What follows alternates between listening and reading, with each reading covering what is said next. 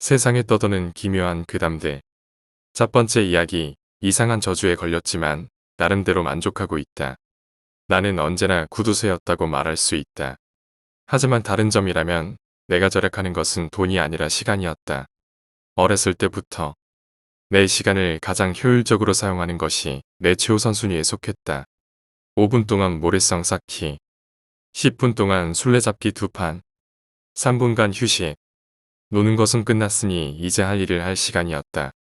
더 설명할 필요도 없이 다른 아이들은 나를 조금 이상하게 봤다. 하지만 그게 날 멈추게 할 수는 없었다. 조금 더 머리가 굵어지자 최대한 빨리 일을 시작하려 했고 내 모든 시간을 일에 쏟아부었다. 나에게 내재되어 있는 윤리강령으로는 내 매니저들에게 깊은 인상을 심어주기 쉬웠다. 어렸음에도 불구하고 나는 당연히 승진 대열에 포함되어 있었다. 허구한 날 일하는 것 떼고는 첫 번째 승진이 다가왔다가 그렇게 스쳐갔다. 그들은 더 많이 웃고 부적절한 언사로 시끄럽게 떠들며 그들과 함께 자주 술을 마시는 웬 처음 보는 남자에게 승진의 기회를 넘겼다. 별로 상관없다고 생각했다. 편애하는 케이스였으니까. 이해되네. 다음 승진을 노리지 뭐. 물론 우리 모두가 알다시피 우울증이 찾아왔고 승진은 더 이상 고려되지 않았다. 나는 두 번째로 조제식품 판매점에 일을 시작하여 진전할 수 있는 기회를 높이고자 했고 일주일에 80시간씩 일하며 내 평생 살아오면서 언제나 적용해왔던 극도의 효율성을 활용했다.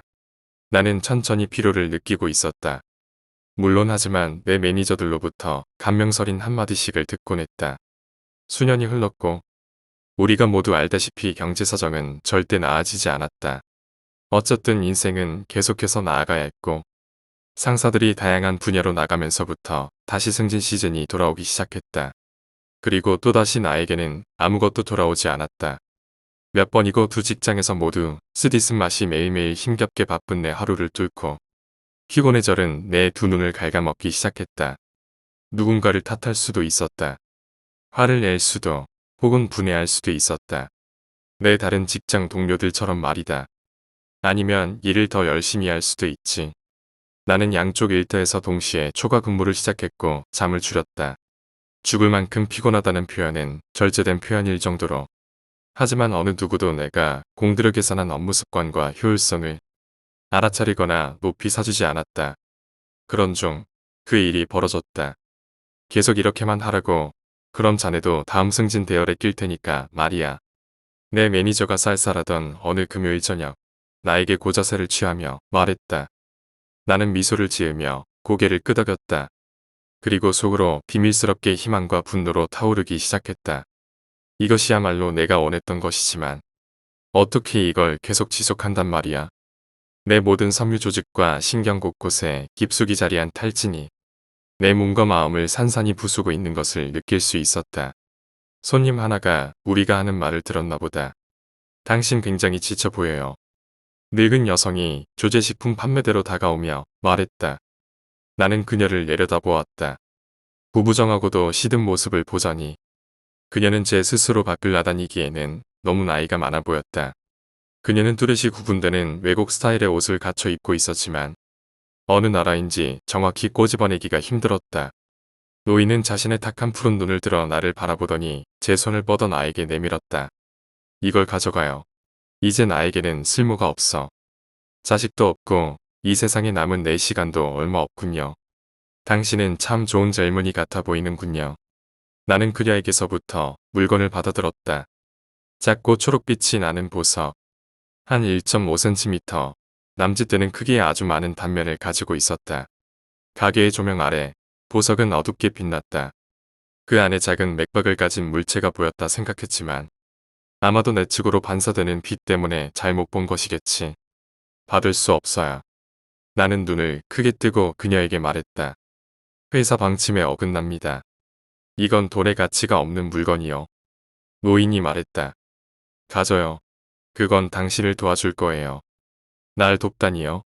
그녀의 입가는 낡고 오래된 양피지와 같은 색깔과 질감을 띠고 있었고 나는 그 입이 움직이는 것을 응시했다. 그녀의 입술이 약한 웃음으로 말려 올라갔다. 보석에 대고 뭘 원하는지 말한 뒤 살을 잘라 그 안에 넣어요. 나는 흠칫 놀라서 말했다. 뭐야, 역겹게 놓이는 보석을 쥔 내 손을 꽉 쥐더니 한 번 더 미소를 지어 보이고는 다리를 절뚝거리며 사라졌다. 지금 하는 것처럼 하라고. 그럼 승진시켜 줄 테니까. 그는 좀 믿음을 가지고 하는 말이고 내가 할 수 있는 행동이라곤 그저 고개를 주걱거리는 것이 전부였고 내 심장은 활을 타고 있었다. 어떻게 두 일터에서 이렇게 살인적인 업무 시간을 소화할 수 있을 거라 생각하는 거야? 나는 완전 기력을 소진해 분노한 채로 집에 들어와 칼을 집어들었다. 내 팔 한쪽을 정했다. 팔꿈치 바로 아래에 있는 살 부분으로. 그리고 살을 찢었다. 아까 받은 보석을 절개된 부위에 쑤셔 박으며 이상한 기분에 부르르 떨다가 환부를 꿰매 봉했다. 침대에 쓰러져 기절해버리고 내 팔에서 새어나온 빗물이 침대부 위로 방울져 내렸다. 당연히 다시 깨어났을 때 나 스스로가 정말 멍청하다 생각했다. 나 스스로 팔에다 구멍을 내지를 않나. 그리고 정체도 모르는 물건을 그 안에 집어넣다니. 게다가 알람 설정하는 것을 까먹어서 근무 시간에 벌써 3시간이나 늦었다고. 나는 서둘러 옷을 갈아입고 출근을 했고 가게 앞에서 우뚝 멈춰 설 수밖에 없었다. 유리 너머로 이미 누군가 내 할 일을 하고 있는 모습이 보였다. 그건 나였다. 또 다른 나. 나는 나 스스로 신체 일부로 만들어버린 그 보석 주변에 어우러져 있는 어두운 에메랄드색 혈관들을 내려다보았다. 내가 너무 피곤해서 정신이 나간 걸까? 아니면 진짜 또 다른 내가 내 일터에서 일하고 있는 모습을 목격하고 있는 걸까? 이게 나에게 어떤 의미야? 는 어디서 자고 어디서 살아? 내가 또 있다는 사실을 알고 있을까? 난 이제 두 일터에서 모두 일할 수 있었다. 하지만 그 비용도 같이 나눈다. 두 사람분의 식비를 충당해야 해. 그 노인이 말했던 것과 마찬가지로 보석은 나를 도우려 하고 있었지만 그 좋은 의도마저 차갑고 혹독한 경제라는 현실 앞에 잘못 이끌려가고 있었다. 기다리는 하루 종일 내 심장이 미친 듯이 뛰었다. 내가 뭘 해야 하는지 알았고 어떻게 해야 하는지 또한 알고 있었다. 이런 영화는 많이 봤다. 이런 류의 복제 인간들은 꼭 살인으로 끝난다. 어쩌면 내가 서둘러 바로 폭력적으로 나가는 것이 경솔한 행동일지도 모르나. 나에게는 단 한 번의 기회가 전부다. 그가 내가 존재한다는 사실을 알아채는 순간 아마 이 상황을 위해 대비를 할 것임에 분명했다. 그는 나니까 내 생각을 분명 다 알고 있을 것이다. 나는 샤워실 커튼 뒤에 숨어서 기다렸다. 나 스스로를 알았기에 그 또한 평소와 마찬가지로 집에 들어와 잔뜩 긴장한 상태로 커튼 뒤를 살펴볼 것이었다. 절대 진짜 누군가 커튼 뒤에 숨어 있을 것이라 생각한 적이 없었지만 젠장, 만약 진짜 누가 있다면. 확실히 하기 위해 나는 언제나 일을 닫기 전에 커튼을 젖혀 뒤를 확인했다. 마침내 이번에 그는 무언가를 찾을 참이었다. 나는 그가 커튼을 걷는 순간 망치를 들고 앞으로 팔떡 뛰었고 그의 이마는 망치의 금속 부분에 맞아 산산조각 났다. 그는 바닥으로 쓰러져 몸을 꿈틀대며 혼란스러운 표정을 나를 쳐다보았다. 하지만 몇 분 더 쩍쩍 갈겨대자 그마저도 끝이 났다. 나는 그의 축 늘어진 몸을 부엌 바닥을 따라 질질 끌고 들어가 밑에서 찾은 1.2m 정도 되는 좁은 공간을 찾아내 그 안에 시체를 숨겼다. 인터넷으로 배운 화학 방법으로 일단 냄새는 어떻게든 잡을 수 있을 것이었다. 그리고 그건 그거다. 화장실 바닥에 남은 빗자국과 커튼에 뿌려진 빗방울들 결국 갖다 버렸다. 내 복제 인간이 살아있었다는 흔적은 어디에도 없다. 나는 빗자국을 지워내고 샤워를 한 다음에 안도감에 차 기절하듯 쓰러져 잠들었다. 알람이 울리기 직전 오전 6시 59분에 깨어났다. 그리고 남은 침대 반대편에 또 다른 내가 있는 모습을 동시에 발견했다. 그에게 기회란 없었다. 나는 협탁에 두었던 망치를 곧바로 잡아들어 그가 미처 무슨 일이 일어나고 있는지 이해하기도 전에 연속적으로 강타했다. 아니, 잠깐만. 그는 문장을 끝낼 기회도 갖지 못했다. 그의 몽둥이 역시 저 시체와 나란히 처박혔다. 그날 나는 두 근무를 뛰고 집에 들어와서는 지금 당장 나에게 더 큰 문제가 있다는 것을 깨달았다.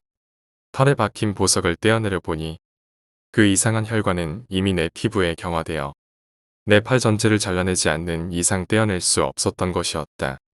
그리고 내가 예상했던 그대로 오전 7시가 되니 세 번째 내가 있었다. 아무리 봐도 이 상황은 내 남은 인생 동안 매일 아침 되풀이 될 일이었다. 나는 두 군무지에 동시에 가서 인간의 능력으로 할 수 있는 것보다 더 많은 것을 하기를 원했고 이 지끈거리는 보석이 나에게 그 능력을 주었다. 내가 해야 하는 일은 일단 생각의 틀을 벗어나는 것이었다. 내가 무엇을 해야 하는지 깨닫기까지 시간이 꽤 걸렸다. 몇 달 동안 나는 매일 아침 나 자신을 살해했고 출근을 한 뒤 조금 더 괴롭고 피곤한 상태에 있었다. 비명소리는 언제나 나를 소름 끼치게 했다. 그 비명들은 내 비명소리였다. 그리고 다음날 아침 일어났을 때 망치를 쥐고 있는 사람이 내가 아닐지 누가 알겠는가. 그 부분에 대해서는 생각하지 않기로 했다. 내 복제인간들을 죽이는데 더 효율적인 방법을 찾아냈기 때문이다. 그 일로 몇 달이 지난 후 나는 의지를 잃고 말았다. 일단 일을 둘 다 그만둬버렸다. 처음에는 일단 내 바닥 아래에 수많은 버전의 내 시체가 가득 차 이제 더 이상 넣을 곳이 없었기 때문이었다. 그리고 나는 이제 매일매일 새로 생겨나는 복제된 옷들을 팔고 있었기 때문이었다. 그리고 그 돈으로 살아갔다. 비싼 정장 한 벌에 투자를 해 그 옷을 입고 자다 깨어나서 다음날 복제되어 있는 나를 아주 조심스럽게 죽이고 그 옷을 다른 누군가에게 팔았던 것이었다. 네, 구매자들이 나에게 이런저런 질문을 하기 시작하자 나는 합법적으로 대응해야겠다는 생각이 들어 사업을 시작했다. 하지만 정장을 팔기 위해서는 아니었다. 나에게는 그만한 재고가 없었다. 내가 생산할 수 있는 옷은 오로지 하루에 한 벌이 전부였으니까. 그리고 그건 절대 충분하지 않을 테니까. 그래서 나는 획기적인 생각을 해냈다. 이미 조제식품 가게에서 일을 해보았기에 그와 관련된 경험이 있었다. 이제 나는 서쪽 지역에서 가장 유명한 정육점을 운영하고 있다.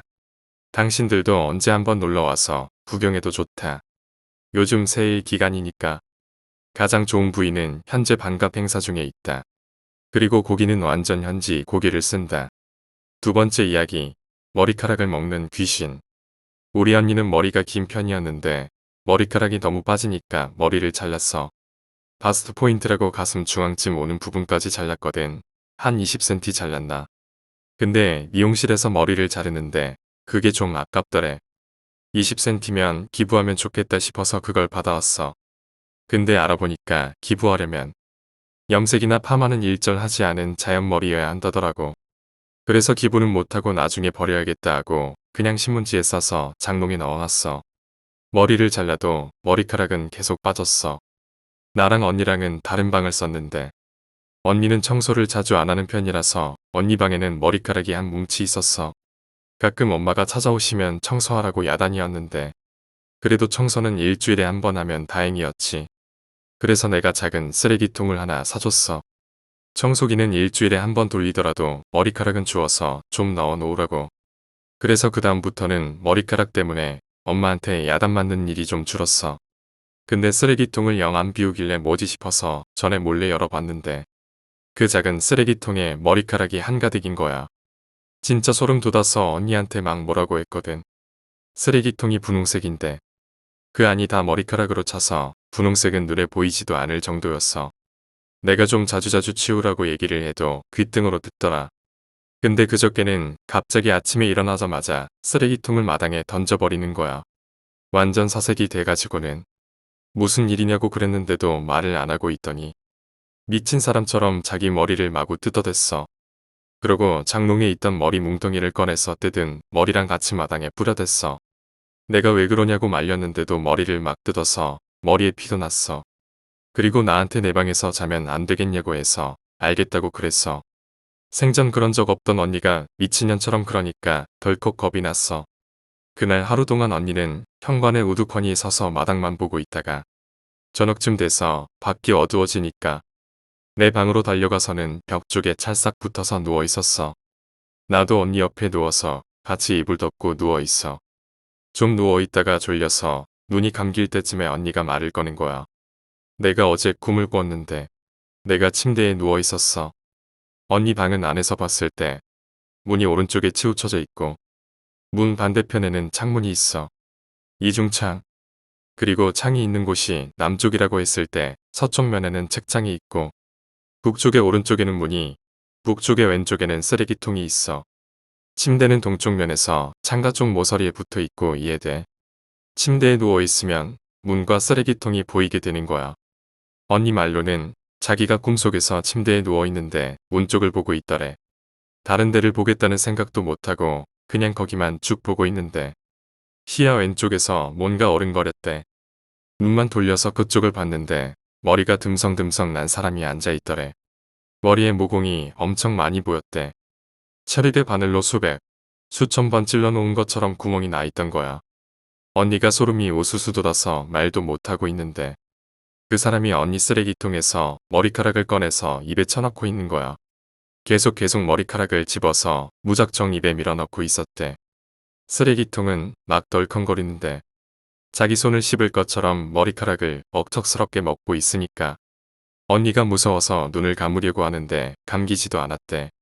그러다 그 사람이 미친 듯이 먹다 갑자기 딱 멈추고는 고개를 돌렸는데 입 안엔 머리카락이 가득 차 있고 눈 아래도 머리카락이 삐죽삐죽 나 있었대.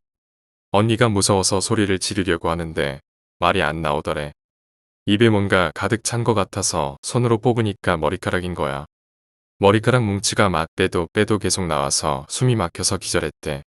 그리고 깨보니까 아침이었던 거야. 그래서 쓰레기통도 버리고 머리 뭉치도 버리고 막 난리를 친 거야. 그 얘기를 듣고 나니까 소름 끼치고 막 머리가 간지러웠어. 언니는 막 울고 난리도 아니어서 우리 둘이 껴안고 같이 잤거든. 근데 자다가 나도 꿈을 꾼 거야. 내가 현관에 서서 마당을 내다보고 있는데 마당에 어떤 사람이 기어다니는 거야. 팔다리가 엄청 길고 삐쩍 말랐는데 언니가 말한 사람이랑은 좀 달랐어. 머리에 머리카락이 삐죽삐죽 나 있었거든.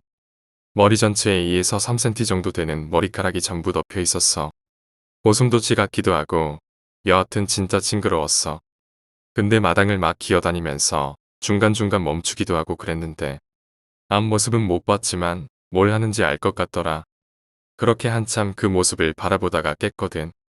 깨고 나서 언니랑 집 대청소했어.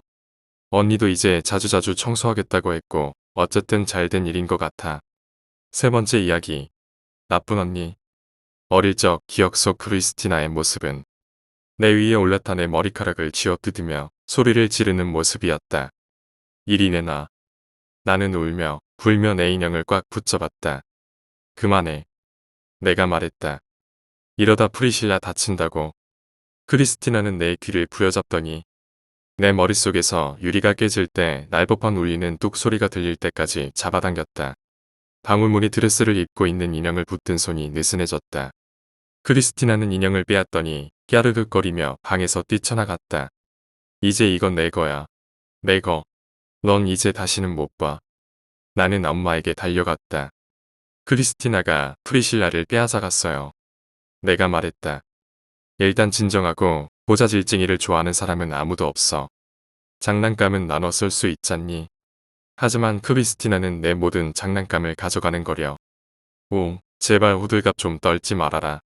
자 여기, 얼굴 닦고 점심 먹을 준비해.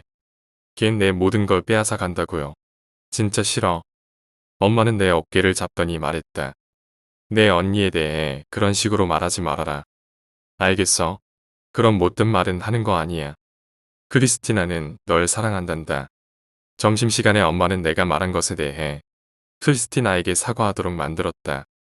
식탁 저편에서 크리스티나는 내 사과를 들으며 살쭉 웃어 보였다. 아마 크리스티나는 그때부터 이미 이런 식으로 빠져나갈 수 있으리란 것을 알았던 것 같다. 일주일 뒤 장미덤불 아래 진흙더미에서 프리실라를 찾아냈다. 인형의 머리칼은 다 잘린 상태였고 팔과 다리는 쪼글쪼글하게 태워진 상태였다. 나는 마구잡이로 헝클어진 프리실라의 드레스에 얼굴을 묻고 울었다. 미안해, 프리실라. 내가 지켜주지 못해서 미안해. 내가 집을 향해 고개를 돌리자 방 너머로 웃고 있는 크리스티나의 모습이 보였다. 우리가 나이가 들어갈수록 크리스티나는 점점 더 많은 것들을 빼앗아가기 시작했다. 그녀는 내가 장난감을 숨겨둔 곳을 찾아내 친구들과 함께 마구 부수곤 했다. 또 내가 가장 좋아하는 옷을 훔치고 원래 자기 옷이었다고 우기기도 했다. 한 번은 친구랑 같이 자려고 집에 데려왔더니 그날 밤 내내 크리스티나가 친구를 노려보았다. 그리고 다음날 친구를 학교에서 몰아붙이더니 나와 어울리는 것을 그만두면 학교에서 잘 나가는 여자애들 무리에 같이 끼워주겠다고 말했다. 그리고 언제나 그 미소였다. 밝게 치아를 드러내는 미소. 모든 사람들이 크리스티나가 얼마나 예쁜지 말해주었지만 그건 그녀를 제대로 들여다보지 않았기에 할 수 있는 말이었다. 그들이 내가 보는 것을 그대로 볼 수 있다면, 단 한 번이라도 그들에게 제대로 보여줄 수 있기만 한다면 내가 16살이 될 무렵 나는 사랑에 빠졌다. 그의 이름은 데릭이었고 생물 시간에 언제나 내 옆에 앉았다. 데릭은 키가 컸고 고통스러울 만큼이나 잘생겼으며 유머 감각도 있었다. 처음엔 그의 말을 거는 것조차 너무 조심스러웠지만 그는 정말 친절했고 그가 말을 걸 때면 그 친근한 눈빛이 사람을 편하게 만들었다. 그가 무슨 행동을 하건 어느 누구도 그를 비웃을 수 없었고 나는 언제나 환하게 비추는 태양처럼 수업을 떠날 수 있었다. 하루는 수업을 마치러 데릭의 사물함으로 다가갔다. 그에게 생물 숙제에 대해 물어보았지만 대답을 들을 정신이 아니었다. 겨울 댄스 파티에 함께 가자고 물어볼 참이었다. 심장은 쿵쾅쿵쾅 숨을 가다듬을 수 없었다. 데릭은 너무나 멋진 사람인데 난 너무도 지루한 애지만 기회가 된다면 그를 행복하게 만들어줄 수 있다고 믿었다. 그는 생물 선생님에 대해 농담을 던지더니 내 팔꿈치를 잡으며 웃었다. 내가 입을 열어 같이 가자고 말하려던 찰나 저편에서 이쪽으로 걸어오는 크리스티나의 모습이 보였다. 나는 재빨리 인사를 하고 자리를 떴다. 다행히 크리스티나는 못 본 것 같았다. 서로를 지나칠 때 나는 고개를 당당히 들었다. 당황한 내색을 하지 않으려 노력했지만 이미 그녀가 내 눈동자에 떨리는 불안감을 봤다는 것을 알 수 있었다. 정확히 알았다. 왜냐하면 크리스티나의 그 미소가 다시 떠올랐으니까. 그 다음 날 크리스티나는 데릭의 사물함 앞에 있었다. 삐아륵거리고 머리카락을 찰랑대며 그의 팔을 만졌다. 며칠 밤 뒤 나는 살금 크리스티나가 데릭을 방으로 몰래 들이는 소리를 들을 수 있었다. 엄마는 숙면하는 타입이었지만 크리스티나의 방은 내 방과 붙어 있었기에 모든 것을 들을 수 있었다. 그 후로도 매일 밤 살금 그리고 듣고 싶지 않은 미약한 소리가 들려왔다. 하루는 데릭이 방에서 몰래 나올 타이밍을 기다리며 계단 아래에 서 있었다. 내가 어둠 속에 서 있는 모습을 발견한 데릭이 깜짝 놀랐지만 나는 그에게 겁먹지 말라 말해주었다. 나는 내 가운끈을 풀고 바닥에 벗어던졌다. 바닥을 내려다보며 나 또한 그를 행복하게 해줄 수 있다고 말했다. 그에게 한 발짝 다가서서 떨리는 손으로 그의 뒷목을 만지며 몸을 기댔다. 그는 머리를 뒤로 빼더니 부드럽게 내 어깨를 밀었다. 그는 집을 나서면서 눈에 연미를 담은 채 뒤돌아보며 나에게 말했다. 걱정 마. 크리스티나에겐 말하지 않을게. 엄마가 죽자 크리스티나는 집을 떠났다. 모든 사람들이 말하기를 그녀와 데릭이 결혼한 것이 당연하다는 듯 말했다. 나 혼자 그 큰 집에 살 필요는 없었다. 아니, 필요할까? 아니, 그들은 아니라고 말했다. 나만을 위한 더 작고 아늑한 집을 구하는 편이 더 나을 것이라 말했다. 나만을 위한. 크리스티나는 인터넷에 사진을 올렸다. 수백 장이나 되는 그들의 사진. 늦은 밤이면 나는 그녀의 사진을 스크롤하며 그 자리에 크리스티나 대신 내가 있는 상상을 했다. 옛날 집 뒤뜰에서 미소 짓고 있는 사람도 나고 내가 그 고급 승용차를 몰고 내가 유럽에서 휴가를 보내고 매일 아침 데릭에 이마에 입을 맞추는 사람도 나인 상상. 그들이 아이를 가졌다는 소식을 발표하자 모든 사람들이 흥분했다. 사진 속 그녀의 배는 점점 부풀어 올랐고 아기 침대와 아기를 위한 부모요가 사진이 올라와다. 그녀의 사진에는 엄청난 댓글이 달렸고 대단한 관심이 쏟아졌다. 그녀가 얼마나 대단한지, 얼마나 축복받은 인생을 살고 있는지. 베이비 샤워에서 모든 친구들이 조잘대며 웃는 동안 나는 한쪽 구석에 앉아 있었다. 그녀는 또다시 모든 사람들에게 이를 환히 드러내 보이는 미소를 쏘아대고 있었지만 틈틈이 나를 훔쳐보았고 나는 진실을 볼 수 있었다. 정말 대단하지 않아? 크리스티나 친구 중 하나가 나에게 말했다. 이 집, 이런 인생, 멋진 의사 남편까지. 오, 크리스티나에겐 모든 것이 다 쉽게 지어지는 것 같아. 안 그래? 크리스티나 같은 언니가 있다는 건 정말 자극이 될 것 같아. 자극, 맞아, 아주 자극되지. 잠시 실례 좀 할게. 나는 파티에서 빠져나와 시내로 운전했다. 그리고는 주차장에 차를 대고 손가락이 하얗게 질려 뻣뻣해지고 감각이 사라질 때까지 운전대를 꽉 잡고 있었다. 해칠역 휴대전화는 차를 두고 근처에 내가 아는 우중충한 술집을 향해 네온 사인이 어지러이 켜진 거리를 걸었다. 한 잔, 또 한 잔, 내가 아무것도 느끼지 못할 때까지. 맥주 통배가 나오고 풋볼 저지를 입은 지저분하게 생긴 남자 하나가 나에게 비틀비틀 다가왔다. 그에게선 지독한 담배 냄새와 오래 묵은 팝콘 냄새가 함께 났다. 나는 내 잔을 비웠다. 그러면 하겠지. 나는 끝날 때까지 벽만 바라보았다. 그는 난에다 사정했다. 걱정 마, 자기. 약 먹고 있어. 거짓말을 했다. 그는 내 번호를 따갔지만 전화하지 않으리란 것을 이미 알고 있었다. 별로 상관없었다. 몇 주 뒤 나는 의사를 찾아갔고 이미 마음속으로 알고 있는 사실을 확인받았다. 곧 나는 혼자가 아닐 것이다. 곧 나는 크리스티나가 나에게서 뺏어가지 못할 무언가를 가지게 될 것이다. 어느 날 밤, 나는 방울 무늬 드레스를 입고 파란 눈을 가진 작은 소녀가 나오는 꿈을 꾸었다. 프리실라. 나는 잠에서 깨어나며 속삭였다. 너의 이름은 프리실라란다. 이번에는 크리스티나에게 기회를 주지 않을 것이다. 나는 내 아이를 어느 누구도 눈치채지 못하게 비밀스레 간직했다. 후에 여태까지 모아온 돈을 깨서 저 멀리로 이사할 것이다. 프리실라, 우리에겐 다른 가족이 없어. 이렇게 말해줄 것이다. 이모도, 삼촌도 아무도 없지만 내가 널 그만큼 더 사랑하니까 괜찮아. 프리실라의 꿈을 다시 꿨다. 그녀는 반짝이는 파란 눈으로 나를 올려다보았다. 그 두 눈은 깨끗하고 순수했다. 나는 그녀를 가까이 안고 간지럽히며 뽀뽀를 퍼부었다. 그녀는 꺄르륵거리다 귀엽게 쫑알거렸고 내 마음은 너무도 벅차올라 마치 터질 것만 같았다. 이미 내 딸을 너무도 사랑하게 되었다. 하지만 내가 다시 올려다봤을 때 내 배에 매우 딱딱한 충격의 공포가 엄습했다. 크리스티나가 프리실라를 바라보고 있었다. 미소를 지으며 나는 덜덜 떨면서 꿈에서 깨어났다. 제발, 부탁이야. 나는 어둠을 대고 속삭였다. 제발 내 아이로부터 떨어져. 매일 밤이 똑같은 꿈의 연속이었다. 매일 밤 크리스티나가 더 가까워져 갔다. 나는 점점 잠을 덜 잤고 결국 내 머리는 썩은 고깃덩어리로 변해갔다. 직장에서 타자를 칠 기력도 거의 없었다.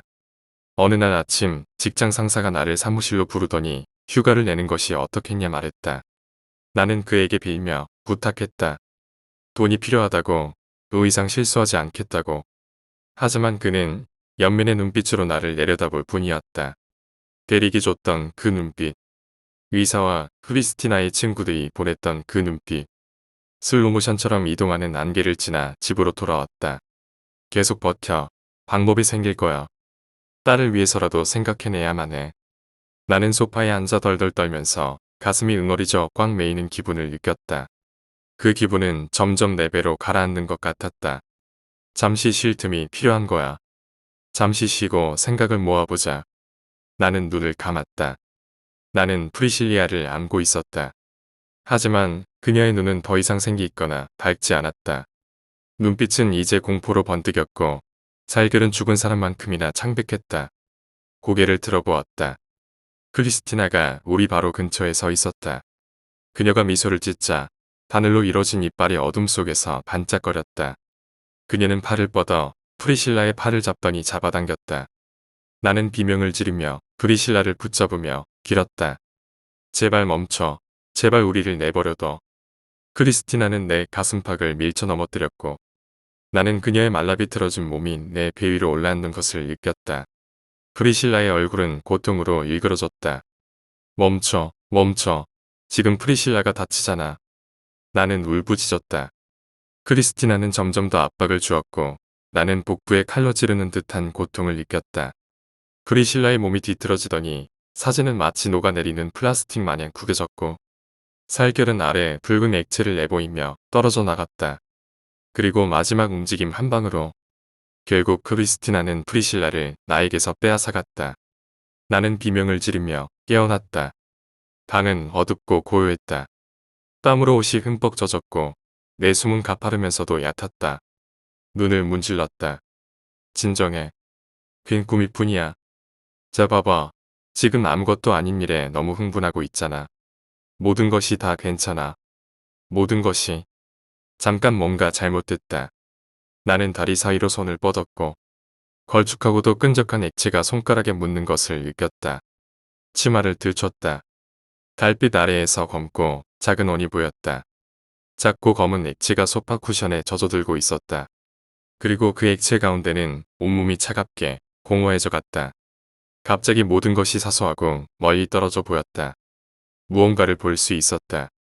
하지만 볼만한 기분이 들지 않았다. 기분이 마치 흐릿한 사진을 아주 먼 거리에서 보는 것만 같았다. 내 귀는 울리고 있었다. 아주 높은 음색의 칭얼거리는 내 머릿속으로 양철이 무거운 무언가에 의해 찌그러지는 소리가 들렸다. 잠시 뒤 나는 핸드폰이 울리고 있다는 사실을 깨달았다. 화면을 흘끗 봤지만 단어를 당최 읽을 수가 없었다. 나는 핸드폰을 집어들어 잠금 해제를 하자 화면에는 붉은색이 묻어났다. 여보세요? 세상에, 동생. 나 지금 너무 기뻐서 말해주려고 전화했어. 나랑 대릭이랑 아기 성대를 물어볼까 말까 하면서 몇 달 동안 전전긍긍했던 거 기억나? 근데 내가 더 이상 긴장감을 느낄 여력이 없어서 말이야. 오늘 초음파 검사하면서 의사한테 물어봤잖아. 의사가 뭐라 그랬게? 우리 아기가 딸이래. 딸이라고? 응. 완전 좋지 않아? 그니까 이미 딸일 거라고 생각은 하고 있었는데 이제 확실히 알았으니까 이름을 질 수 있게 됐어. 진짜 고민 많이 했는데 대릭은 막 그렇게 이쁘다 이쁘다 하지 않는데 나는 아기 이름으로 프리실라가 좋은 것 같아. 기억나? 우리 어릴 적에 같이 가지고 놀던 인형 있잖아. 기억해? 프리실라. 아기 이름을 프리실라로 하겠다고. 이쁘지 않아? 내가 보기엔 완전 완벽 그 자체야. 대릭은 미들네임 정하면 되겠지 뭐. 어쨌든 나 지금 너무 기뻐. 그리고 너에게 제일 먼저 알려주고 싶었어. 그리고 동생, 내가 사랑한다고 말하고 싶기도 했어. 그 사실 잊지 말아줘. 사랑해. 그리고 미안해. 우리가 자라는 동안 내가 항상 착하게 굴었던 건 아닌 거 알아. 그리고 가끔 그때 그 시절을 생각해보곤 해. 그럼 진짜 너무 죄책감 드는 거 있지. 너에게 필요한 언니처럼 행동하지 못했던 거 알아. 하지만 이젠 바꾸고 싶어. 넌 정말 좋은 사람이니까. 내 딸의 인생의 한 부분이 되어주었으면 해. 아 젠장. 진짜 멍청한 년처럼 우는 거 봐봐. 호르몬 개새끼. 전화로 말해서 미안해. 그냥 너무너무 좋아. 안 그래? 인생은 정말 너무 좋은 거야. 인생은 좋은 거야. 응, 맞아. 있지. 오늘 대리 근무가 나이트여서 오늘 밤은 코 고는 소리 없이 푹 잘 수 있을 것 같아. 곧 또 전화할게. 동생. 사랑해. 나는 손에 들린 핸드폰을 바라보았다. 보고 또 봤다. 모든 것. 그녀는 나에게서 모든 것을 앗아갔다. 가증스럽다. 하지만 안 돼. 어떻게 언니를 싫어할 수 있니? 어쩜 그럴 수 있어. 그녀는 널 사랑하는데 그렇게 말하는 게 들리지 않니? 어쩜 너를 사랑해주는 사람에게 그렇게 끔찍한 말을 할 수 있지? 다시는 싫어한다는 말 하지 말아라. 아니야 난 그녀를 싫어해. 싫어. 싫어. 나뭇잎 사이로 비치는 달빛 아래로 시내를 운전했다. 거리의 표지판들을 읽을 수 없었지만 집으로 가는 길은 이미 알고 있었다. 집, 우리 집, 내 집. 나를 향해 빵빵거리며 급하게 방향을 트는 차를 간신히 알아볼 수 있었다. 좋은 차네. 비싼 차. 딱 언니 내 것처럼 말이야. 딱 이 차. 나는 진입로를 걸어 들어갔다. 오래된 그 집은 어둡고도 높이 솟아 있었다. 장미덤불 아래 놓여있는 원이에 삽을 집어들었다. 네가 그녀를 이 아래에 묻었지. 안 그래? 네가 처음으로 프리실라를 나에게서 뺏어간 뒤 여기에 묻었잖아. 맞아. 나 다 기억해. 나 전부 다 기억하고 있어. 나는 계단을 올라갔다. 살금, 살금, 조용히 그리고 느리게. 딱 너처럼 말이야 크리스티나. 너한테서 정말 많은 것을 배웠어. 나는 계단 위로 올라가 복도 제일 끝에 위치한 방문을 열었다. 스스로를 봐봐. 너무도 평화롭게 잠들어 있는 내 모습을. 오늘 밤은 이 잠을 방해할 코 고는 소리가 없지. 나는 바구니에서 낡은 옷가지를 꺼내들어 크리스티나 머리 위쪽 침대 기둥에 묶었다. 부드럽게, 조심스럽게 나는 그녀의 손목을 묶었다. 크리스티나는 신음을 내더니 어둠을 향해 눈을 찌푸렸다. 누구야? 대립. 안녕, 크리스티나. 그녀의 두 눈이 확 떠졌다. 뭐? 네가 왜 여기? 크리스티나는 손을 빼내려 했지만 이미 양손은 단단히 묶인 상태였다. 긴장 풀어. 언니. 오늘 밤 전화에 너무 감동받아서 이 말을 전하러 왔어. 뭐? 무슨 일이야? 나 왜 묶여 있는데? 진짜 중요한 거야. 우리가 어렸을 때 언니가 나한테 어떻게 했는지에 대해 죄책감 느낄 필요 없어. 언니는 완벽했으니까. 이제 그걸 알겠어. 난 너를 정말 오랜 기간 동안 증오했는데 이제야 알겠어. 언니는 내가 필요로 했던 그 언니 상에 완벽히 들어맞는단 걸. 시발, 뭐 하는 짓이야. 당장 풀어, 이 미친 사이코야. 내 말 들려? 지금 당장. 이제야 언니가 왜 자꾸 나에게서 빼앗아갔는지 알겠어. 날 더 강하게 만들려 그랬나봐. 넌 또다시 내게서 빼앗고 잡아당기고 그래서 내가 더 단단히 붙들 수 있도록 만들어줬지. 이제야 알겠어. 언니는 날 사랑했기 때문에 그랬던 거야. 나는 원희의 삽을 들어 올렸다. 크리스티나는 삽을 쳐다보았다. 두 눈은 점점 커져갔고 어두운 방 안에서 하얗게 희만덕거렸다. 뭐 하려고? 비로소 깨달았어. 언니는 언제나 나를 시험하고 훈련시켜 날 더 나은 사람으로 만들어주고 있었다는 것을. 그리고 오늘 밤이 마지막 테스트인 거지. 오늘 밤 내가 얼마나 강해졌는지 보여줄게. 크리스티나는 내 아래에서 벌벌 떨었다. 무슨 일인지 잘 모르겠는데 제발 그거 내려놔. 응? 그냥 일단 내려놓고 날 풀어줘. 그리고 말로 풀자 응. 나는 그녀의 엉덩이에 걸쳐 앉아 달빛 아래 새파랗게 질린 크리스티나의 얼굴을 보았다. 내 손가락이 삽손잡이를 아주 세게 붙잡았다. 잘 들어. 크리스티나. 내 일생 동안 넌 나에게서 뺏어가기만 했어. 내 사랑, 내 집, 내 아이. 너는 나에게서 모든 것을 가져갔어. 나는 삽 끝부분으로 부풀어 오른 그녀의 배를 건드렸다. 하지만 이번엔 내가 빼앗긴 걸 다시 돌려받을 거야. 나는 크리스티나의 몸으로 삽을 찔러 넣어 살덩어리를 파냈다. 그녀는 울부짖으며 몸부림을 치고 절망감에 허덕이며 욕을 퍼부었고 나는 그 와중에 계속해서 그녀의 뱃속에서 갈기갈기 찢긴 살점을 계속해서 한 까풀씩 벗겨냈다. 계속해서 그 안을 파고 긁어내다 내 팔에 힘이 빠지고 점점 아파올 무렵 크리스티나는 녹슨 못이 내 귀에 꽂히는 마냥 비명을 질렀다.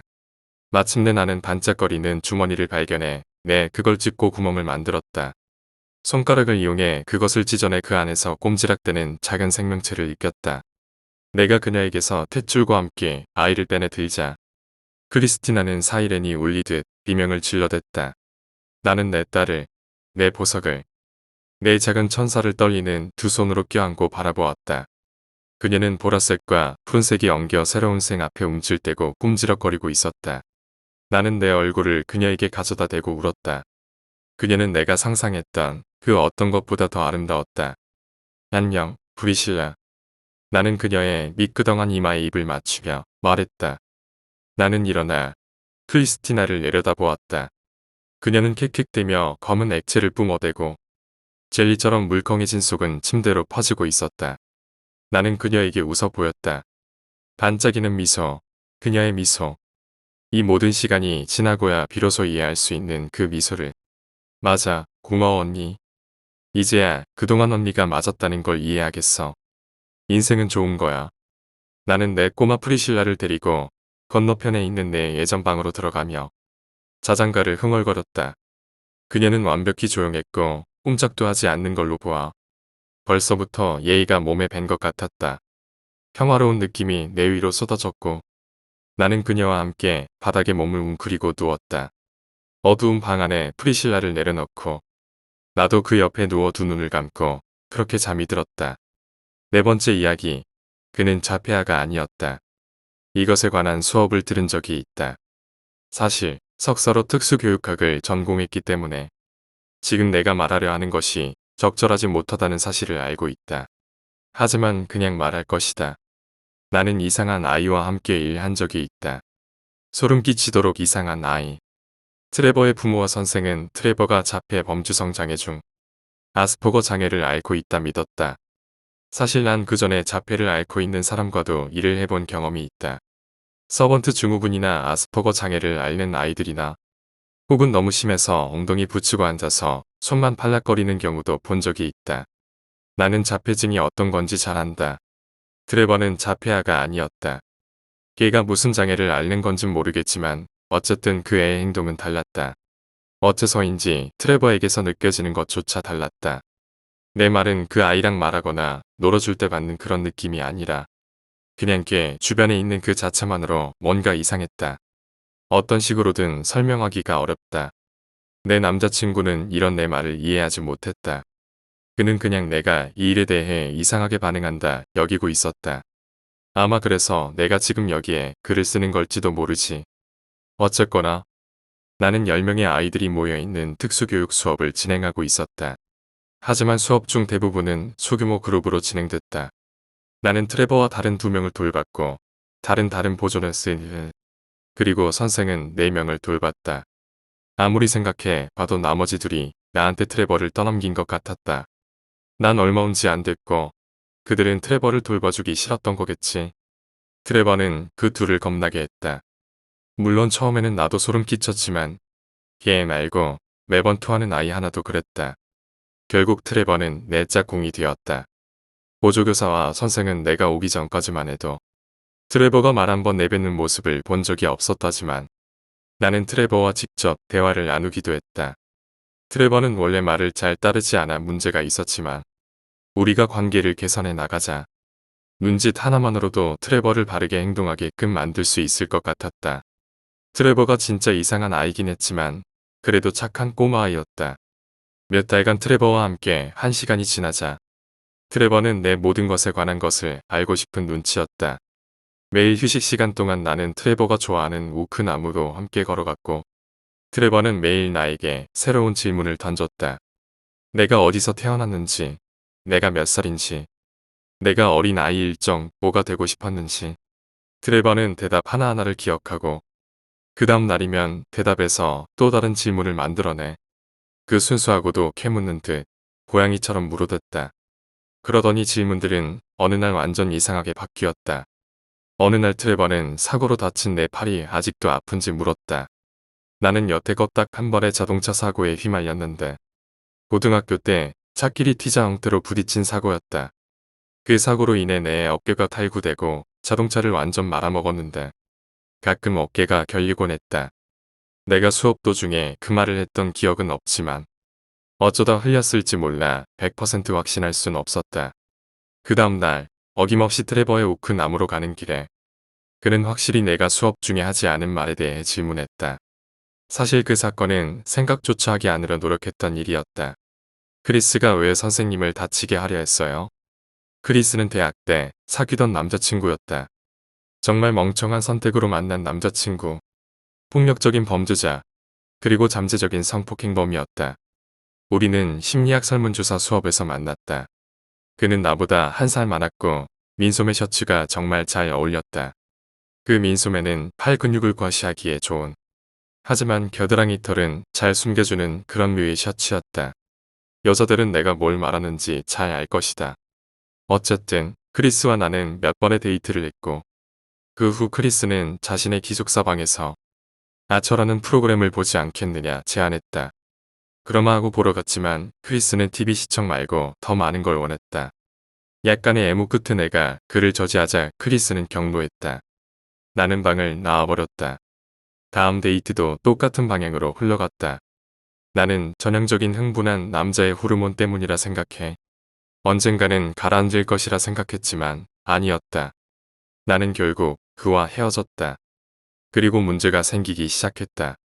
그는 나를 따라다니기 시작했다. 하루는 교정 내 경비원에게 내 방까지 동행을 부탁할 정도였다.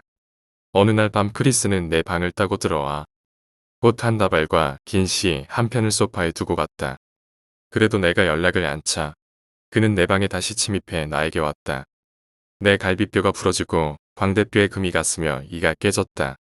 내 룸메이트가 방에 도착했을 때쯤 크리스는 벨트를 풀고 있었고 나는 부엌 바닥에서 정신을 잃지 않기 위해 노력하고 있었다. 룸메이트의 정확한 타이밍에 두고두고 고마워하지 않을 수 없었다. 트레버가 크리스에 대해 묻자 다시는 생각하기도 싫은 많은 것들이 되살아났다.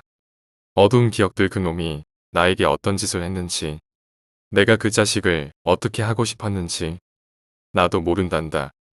트레버에게 말했다. 트레버는 내 손을 잡고 나를 지그시 쳐다보았다. 거의 나를 꿰뚫어 보는 것 같았다.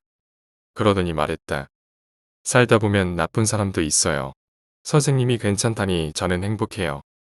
그러더니 트레버는 자연 속으로 뛰어놀러 갔다. 내가 아까 말했듯 트레버는 이상한 아이였다. 그리고 트레버는 자폐아가 아니었다. 왜 그런진 몰랐지만 트레버와의 사소할 수도 있는 그 대화가 나도 모르고 있던 내 어깨에 짐을 내려놓은 듯했다. 하지만 트레버는 어떻게 알았을까? 나는 몇 주에 걸쳐 어제까지 곰곰이 생각했다. 트레버는 휴식 시간에 나와 함께 오크 나무로 걸어가 울음을 터뜨리기 전까지 이상하리만큼 조용했다. 나는 트레버에게 뭐가 슬픈지 물었지만 트레버는 한동안 말을 잇지 못했다. 트레버는 울음이 잦아들자 말했다. 오늘 이후로 선생님을 다시 볼 수 없어요. 나는 소스라치게 놀랐다. 이 아이는 내 남자친구마저 모르는 사실을 알고 있었다. 심지어 내 부모조차도 모르는 사실을. 다음 날에 대해 얘가 알고 있는 게 뭐지? 다른 차 사고? 크리스가 감옥에서 풀려난 날 찾고 있나? 나는 오늘 하루 집안의 모든 문을 잠그고 틀어박혀 운전조차 하지 않았다. 오후 2시쯤 나는 학교로부터 전화 한 통을 받았다. 사고가 있었다고 한다. 노인이 졸음운전을 해 운동장까지 차가 끌리듯 갔는데 그때가 마침 휴식 시간이었다고 한다. 트레버는 하필 그때 오크 나무에서 이파리를 뽑는 중이었다고 했다. 트레버는 오크 나무 밑동과 자동차 후드 사이에 꽂혀버렸고 긴급 의료진이 도착하기 전에 사망했다고 한다. 미래와 과거를 보는 아이. 5번째 이야기. 돌무덤을 건드리지 마세요. 산에 가다 보면 돌무덤 쌓인 거 본 적 있을 거예요. 절대 손대지 마세요. 거기에는 수만 마리가 들러붙어 있어서 거기에 장난친 사람 대부분이 자살하여 죽었습니다. 윗대에서 알게 된 분이 이런 말씀해 주시는데 깜짝 놀랐어.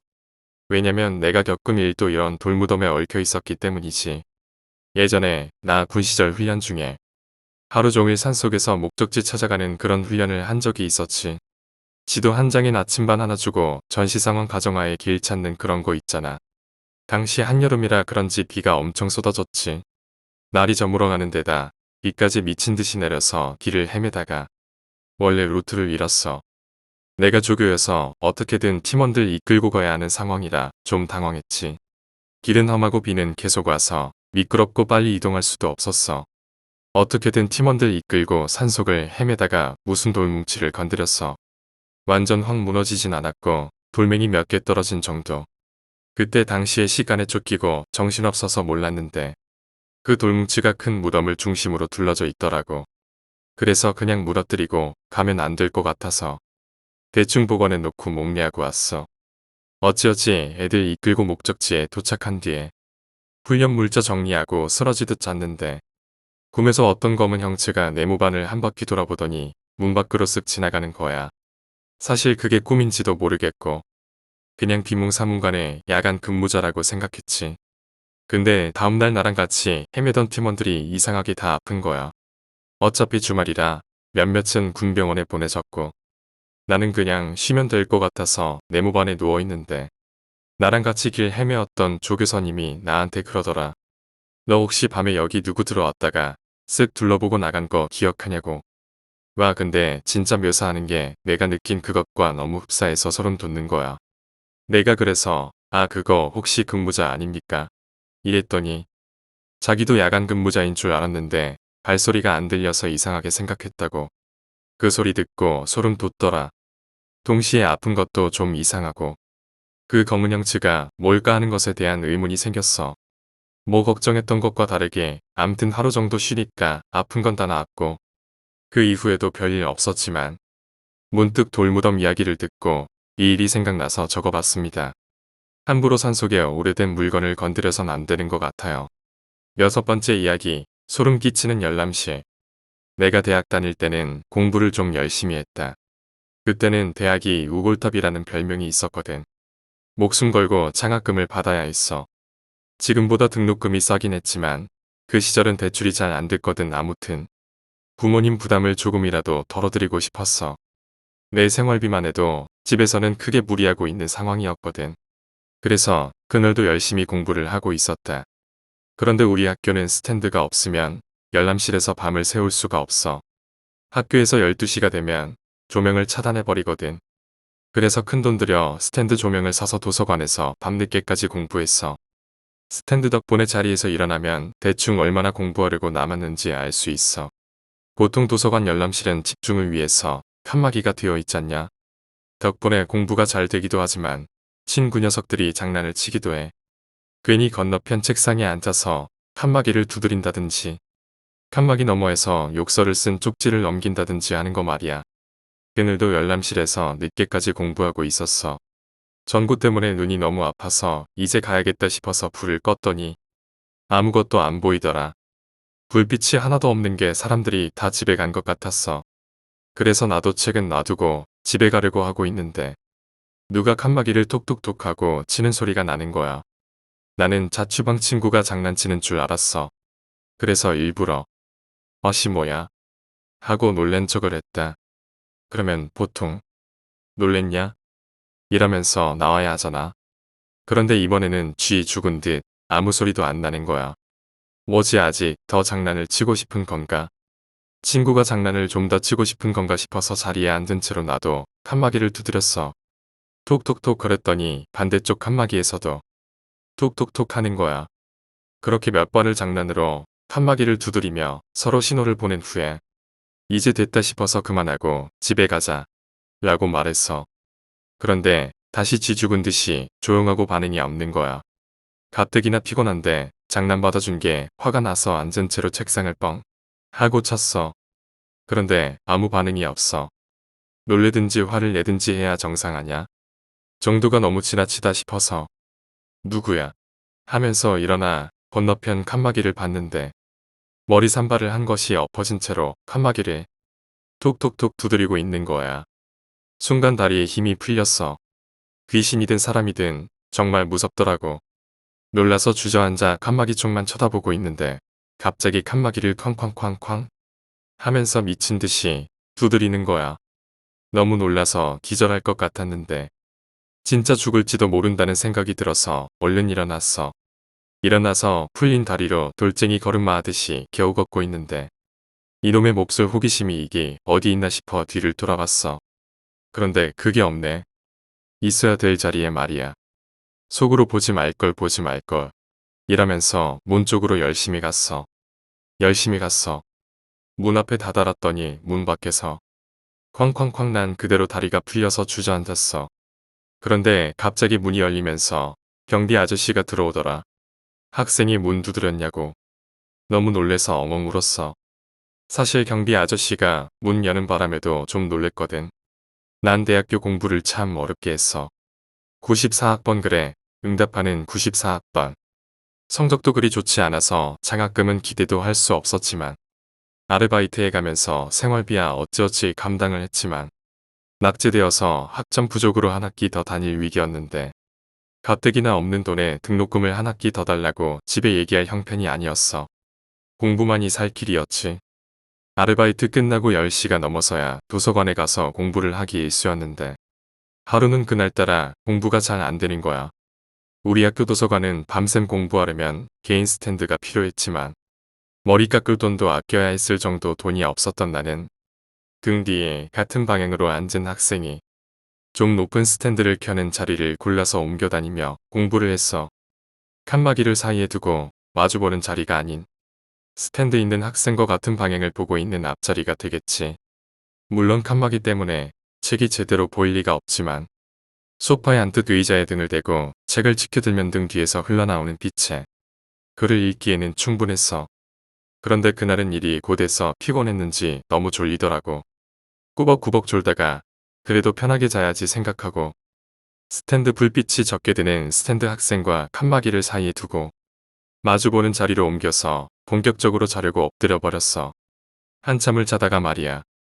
앞자리 스탠드 학생이 자다가 몸서리치며 화들짝 소란스럽게 깨는 통에 덩달아 잠에서 깨고 말았어. 아 너무 많이 잤나? 하고 이제 집에 가려고 생각하고 있는데 갑자기 스탠드 불이 팍 꺼진 거야. 도서관 안에는 그 학생 말고는 다른 스탠드는 켜있지 않았어. 순간 아무것도 안 보이더라고. 가방 싸야 되는데 불 좀 켜달라고 칸막이를 톡톡톡 노크했어. 그런데 불은 안 켜고 이 학생이 잠에서 깬 쉰 목소리로 아 시발 뭐야 이러는 거야. 순간 기분 확 상하더라고. 여기서 목소리를 잘 들었어야 했는데 나중에 대참사가 일어났어. 이번엔 조금 감정을 실어서 칸막이를 쾅쾅쾅 하고 쳤어. 불 좀 켜라고. 근데 이 스탠드 녀석이 되려 쾅쾅쾅 노크를 하는 거 아니겠어? 이 학생 뭐야? 장난하나? 그렇게 몇 번 노크가 오고 가더니 그 학생이 이렇게 말하는 거야. 이제 그만하고 집에 가자. 그런데 대박 이 목소리는 분명 우리 과 한 학번 위의 선배였던 거야. 왜 진작에 알아채지 못한 거니? 우리 때는 선배가 얼차려도 주고 줄바따도 맞고 그랬어. 근데 이 스탠드 학생이 선배 중 가장 군기 잡던 바로 그 녀석이었어. 아 원수는 외나무 다리에서 만난다고 했던가. 아르바이트 한다고 매번 학과 모임이나 이런데 잘 안 나가던 나였으니 찍힐 대로 찍혔는데 에임 모르겠다 어두우니 날 잘 못 알아보겠지 생각하고 그냥 엎드려 있었어. 근데 발로 책상을 쾅 차는 거야. 이 사람 정말 성격개 같은 사람인데 제대로 화났구나. 난 의자 위로 다리도 움츠린 채 벌벌 떨며 엎드려 있었어. 잠시 정적이 흐르더니 누구야? 그런 거야. 인기척이 내 옆쪽으로 오더라고. 이 선배가 내가 있는 칸으로 온 거였어. 난 꼼짝없이 걸렸구나 하고 벌벌 떨면서 칸막이를 정말 소심하게 톡톡톡 건드리고 있었어. 근데 재밌는 건 여기서부터야. 갑자기 그 선배가 날 확인하고서 그 자리에 털썩 주저앉더니 뒷걸음질 치는 거야. 엎드려 있느라 잘 보진 못했지만 제대로 서지도 못하고 내 발로 뒷걸음질 치는 것 같았어. 옷이 끌리는 소리도 들었거든. 내가 머리 자를 시간도 없어서 머리도 산발인데다가 다리를 의자 위로 웅크리고 있어서 다리가 없는 귀신인 줄 알았던 게지. 순간 굴려주고 싶은 생각이 들어. 조금 전까지 소심하게 톡톡 건드리던 칸막이를 잇는 힘을 다해 쾅쾅 쳐댔지. 그리고 혼비백산 문 쪽으로 도망가는 선배를 웃음을 간신히 참으며 보고 있었지. 그때 철문으로 된 도서관 출입문에서 갑자기 쾅쾅쾅 소리가 나는 거야. 난 그때 심장 멎는 줄 알았어. 내가 낸 소리도 아니었고 그 선배도 아니었어. 선배 놀리다가 진짜가 나타났나 이러고 있는데 잠시 뒤 문이 열리더니 경비 아저씨가 들어오는 거야. 나도 놀랬지만 바로 문 앞에 있던 그 선배는 바닥에 주저앉아 엉엉 울고 있지 뭐야. 벌써 20년이 다 되어가네. 그 선배 지금도 그때 생각하면 지릴 거야 아마. 7번째 이야기, 제빵사 아내. 아내는 제빵사였다. 아내가 만드는 케이크와 머핀과 페이스트리는 시 전체를 통틀어 가장 맛있었다. 아내가 디저트에 쏟는 노력은 제대로 빛을 발했다. 약혼 후 2년이 지나 메리는 작은 가게를 열었고 우리는 그 위에 있는 아파트로 이사했다. 아내는 가게에서 빵을 구웠고 회사원인 나는 집에서 더 가까운 다른 지점으로 옮겼다. 퇴근해서 돌아오면 따뜻한 아파트의 바닐라 같은 향이 풍겼다. 행복했다. 그해 여름 우리는 공원에서 결혼식을 올렸다. 노란색과 분홍색 꽃 장식이 셀 수 없이 많았다. 정자에 들이운 길고 새하얀 휘장이 산들바람에 나무꼈다. 아내가 커다란 접시에 준비한 컵케이크들 탁자마다 눈에 띄었다. 윗부분은 마지펜으로 만든 아름다운 꽃이었다. 컵케이크 꽃은 색깔이 전부 달라서 황홀한 무지개색이 탄생했다. 리셉션에서 우리는 아내가 만든 케이크를 신혼부부로 함께 잘랐다. 8층으로 된 케이크는 우리 키에 반쯤 왔다. 크로스팅은 새하얗고 복잡한 디자인으로 표면 전체를 덮고 있었다. 작품에 대한 자부심과 감탄으로 아내의 눈이 빛났다. 나는 아내에게 한 조각을 먹여주었고 아내도 나에게 한 조각을 먹여주었다. 우리는 밤새 춤을 추었다. 술을 엄청나게 퍼마시고 허니문 스위트룸에 비틀거리며 들어섰다. 나는 아내를 안고 문지방을 지났고 우리는 다시 한번 부부가 되었다. 2년 동안 우리는 케이크를 만들고 사랑을 나누었다. 결혼 생활 3년차가 되자 난관에 부닥쳤다. 나는 정리해고되어 아내의 가게에서 이것저것 도우며 직장을 찾게 되었다. 내가 가게 일을 일부 떠맡기는 했지만 여전히 돈이 모자랐다. 우리는 가게에 이런저런 비용을 줄였다. 염료를 색깔별로 사는 대신 섞어서 썼다. 낮에는 가게 전등을 껐다. 조금 더 싼 업자에게서 재료를 샀다. 직원도 몇 명 내보냈다. 하지만 비용을 줄였다고 해서 장사에 악영향이 있지는 않았다. 메리는 밤낮으로 레시피를 연구했다. 어떤 밤에는 나 혼자 침대에 누워 아내가 아래층에서 일하는 것을 듣곤 했다. 아내는 정말 열심이었다. 그렇게 헌신적이고 열정적일 수 없었다. 아내의 디저트는 그 어느 때보다 맛이 좋아졌다. 우리 가게 이야기를 들고 새 손님들이 찾아오기 시작했다. 단골은 전보다 더 많이 사갔고 새 손님은 단골이 되었다. 얼마 지나지 않아 수요를 맞추느라 나까지 빵 굽는 일을 돕게 되었다.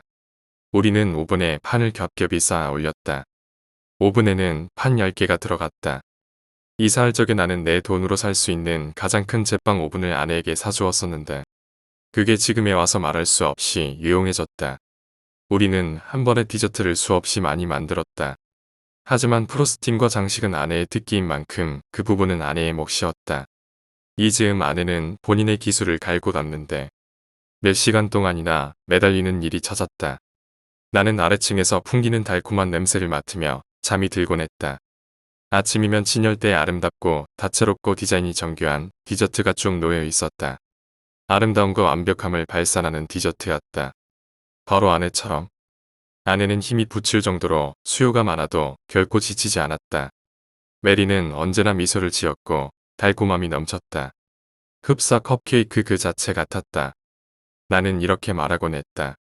메리, 당신은 세상에서 제일 달콤한 존재야. 메리, 당신은 온몸이 설탕으로 만들어진 게 틀림없어. 메리, 우리만큼 서로 사랑하는 남녀도 없을 거야. 그러면 메리가 답했다. 맞아, 여보. 우리 사랑보다 더 달콤한 사랑은 없어. 사실이었다. 결혼한 지 3년이 지난 후에도 우리의 불꽃은 여전히 밝게 타올랐다. 결혼 4년째 되는 해에 아들이 태어났다. 그 해 우리는 케이크를 만들고 사랑을 나누고 아이를 낳았다. 메리가 에르브라고 이름을 지었고 에르브는 우리 침대 옆 아기 침대에서 잤다. 메리가 엄마 역할에 아직 익숙하지 않은 탓에 내가 거의 매일 밤 일어나 에르브를 얼러서 다시 재웠다. 에르브가 울면 아내는 외면했다. 아내는 에르브에게 그다지 관심이 없었다. 나는 어린 아들을 사랑했고 아이를 대신 돌보는 일이 싫지 않았다. 결국 나는 눈치조차 채지 못했다. 케이크에 대한 메리의 관심은 평소와 같은 듯했고 어쩌면 더 커졌는지도 몰랐다. 메리는 본래 그렇게 헌신적이고 열정적이었다. 아내가 아래층에서 보내는 시간이 점점 늘어나기 시작했다. 아내는 에르브가 침대에 눕고 나서야 위층으로 올라왔고 우리는 사랑을 나눈 후 잠들곤 했다. 아내의 눈동자에 깃들었던 빛이 희미해진 것 같았다. 우리는 더 이상 이어져 있지 않았다. 결혼 5년째가 되자 빛은 사라졌다. 그해 우리는 케이크를 만들고 싸움을 했다. 메리는 아직도 육아에 손을 대지 않았고 오히려 적극적으로 싫어하기 시작했다. 에르브는 딱히 나쁜 아이는 아니었지만 여느 아기들처럼 울었다. 데이빗, 애 좀 다른 방으로 데려가. 시끄러워 못 참겠어. 데이빗, 그거 입 좀 다물게 해. 데이빗, 자 그거랑 놀기 싫은 거 알잖아. 그만해. 메리는 그렇게 말하곤 했다. 그래서 나는 에르브를 다른 방으로 데려갔고 우리는 함께 조용히 놀았다. 메리는 예전처럼 달콤하지 않았다. 급기야 메리는 아래층 빵집에서 거의 시간을 보내게 되었다. 아내가 디저트를 너무 많이 만드는 바람에 진열대가 넘쳐났다. 하지만 아내가 만든 컵케이크는 반짝이지 않았고 케이크는 화려하지 않았다. 아내의 눈이 그랬듯 아내의 디저트도 빛을 잃은 거였다. 결혼생활 마지막 해에 나는 변화를 가했고 아내는 비극을 낳았다. 어느 날 밤 에르브가 아래층으로 내려가 제 엄마가 특별히 주문받은 결혼식 케이크를 굽는 걸 도우려고 했다. 아이는 컵케이크로 가득한 판을 엎었고 몸을 돌려 누가 무슨 짓을 저질렀는지 온 메리는 에르브의 뺨을 세게 때렸다. 에르브는 눈물이 흐르는 얼굴로 뛰쳐나갔고 메리는 몸을 숙여 망가진 컵케이크를 주었다. 나는 우는 아이를 품에 안고 밀가루 투성이에 새빨간 손자국이 남은 눈물 젖은 얼굴을 닦아주었다. 메리는 더 이상 달콤하지 않았다. 몇 년 동안이나 맡으며 잠들곤 했던 바닐라 냄새가 침대에 누워 있자니 혐오감을 불러왔다. 때는 자정이었고 잠은 오지 않았다. 아래층에서 금속이 탕탕거리는 소리와 믹서가 윙윙 도는 소리가 들렸다. 아내가 부잣집 결혼식에 쓸 호화로운 케이크를 준비하고 있었다. 이번에는 도와주고 싶지 않았다. 변해버린 아내를 향한 분노로 피가 끓었다. 그 사람은 엄마도 아내도 연인도 아니었다. 아내를 다시 달콤하게 만들고 싶었다. 아내의 케이크처럼 아내를 달콤하게 만들고 싶었다. 바로 그렇게 하려고 나는 빵집으로 내려갔다. 찬장에 레시피가 비누로 고정되어 있었다. 부부가 될 손님들이 주문한 것은 레드벨벳이었다. 나는 설탕과 믹서를 가져다 작업에 착수했다. 그날 밤 나는 살점이 녹는 냄새를 맡으며 잠들었다. 나는 달콤한 아내를 사랑한다.